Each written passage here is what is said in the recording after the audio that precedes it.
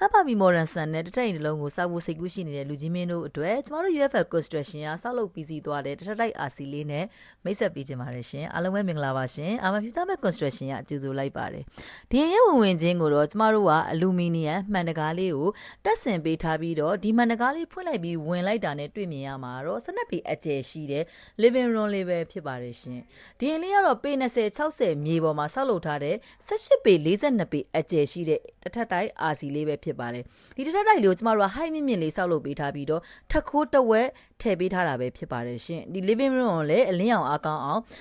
မှန်အလှလေးနဲ့တက်ဆင်ပေးထားပါတယ်ရှင်ဒီရဲ့တအိမ်လုံးကိုတော့ကျမတို့ကကြွေပြားအပြည့်ခင်းပေးထားတာဖြစ်တဲ့အတွက်ကလင်းဖြစ်ပြီးတော့ maintenance အတွက်လည်းလွယ်ကူမှုကိုရရှိစေမှာဖြစ်ပါတယ်အခုတွေ့မြင်ရတဲ့ရှောက်လန်းလေးကတော့10ပေအကျယ်ရှိတဲ့ရှောက်လန်းလေးပဲဖြစ်ပါတယ်ရှင်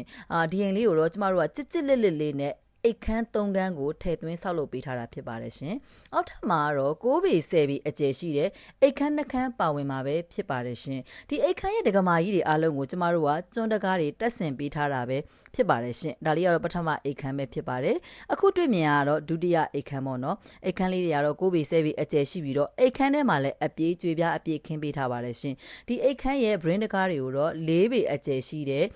PVC slide door လေးကိုထည့်သွင်းပေးထားတာပဲဖြစ်ပါတယ်ရှင်။ဒါလေးကတော့အိတ်ခမ်းလေးပဲဖြစ်ပါတယ်ဒီအိတ်ခမ်းကိုထွက်လိုက်ပြီဆိုတာနဲ့နောက်ဖေးမှာမီးဘိုခမ်းလေးတစ်ခမ်းပါမယ်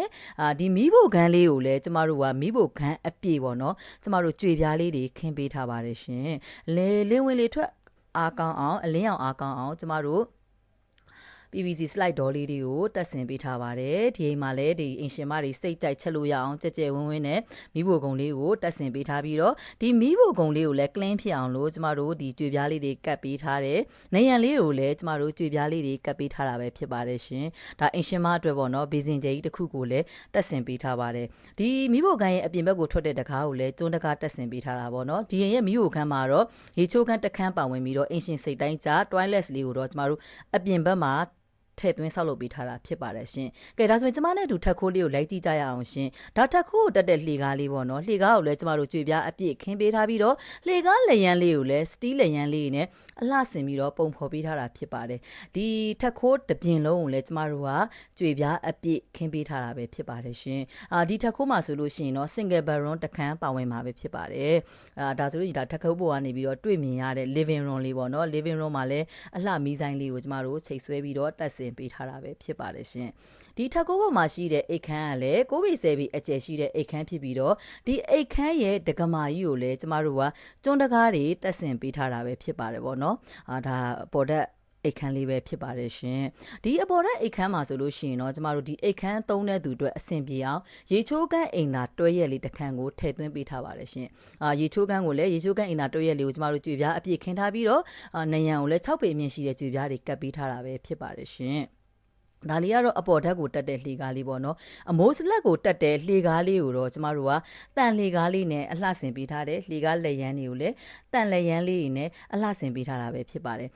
အမိုးစလက်ကိုတက်တဲ့လှေကားတက်ချင်းမှာတွေ့မြင်ရမှာတော့လေဒါဒကမာကြီးကလည်းကျွန်းတကားကိုတက်ဆင်ပေးထားတာပဲဖြစ်ပါတယ်ရှင်ဒါအခုကျမတို့ရောက်ရှိသွားတဲ့အမိုးစလက်ကြီးပဲဖြစ်ပါတယ်ဒီအမိုးပေါ်မှာဆိုလို့ရှိရင်ကျမတို့1000လီတာဆန့်ရေတိုင်ကြီးတစ်လုံးကိုတက်ဆင်ပေးထားတာပဲဖြစ်ပါတယ်တစ်ထပ်တိုက်ဆိုပေမဲ့လည်းဟိုက်မြင့်ပြီးတော့နှစ်ထပ်နီးပါးလောက်ရှိတဲ့တိုက်လေးကိုကျမတို့modern ဆန်ဆန်လေးစောက်လုပ်ပေးထားတာပဲဖြစ်ပါတယ်ရှင်လူကြီးမင်းတို့အနေနဲ့လည်းလှပပြီး modern ဆန်တဲ့တစ်ထပ်လုံးကိုစောက်ဖို့စိတ်ကူးရှိနေတယ်ဆိုလို့ရှိရင်ကျမတို့ Urban Future Map Construction ကကျွမ်းကျင် engineer တွေနဲ့စိတ်ကြိုက်လာရောက်တိုင်ပင်ဆွေးနွေးလို့ရပါပြီရှင်ကျမတို့ရဲ့ကုမ္ပဏီကတော့တောင်တကုံမောင်မကန်လမ်းမှာပဲတည်ရှိတာဖြစ်ပါတယ်ရှင်အဆုံးထိကြည့်ရှုပေးတဲ့အတွက်အားလုံးကိုကျေးဇူးတင်ပါတယ်ရှင်အားလုံးပဲကောင်းသောနေ့လေးဖြစ်ကြပါစေရှင်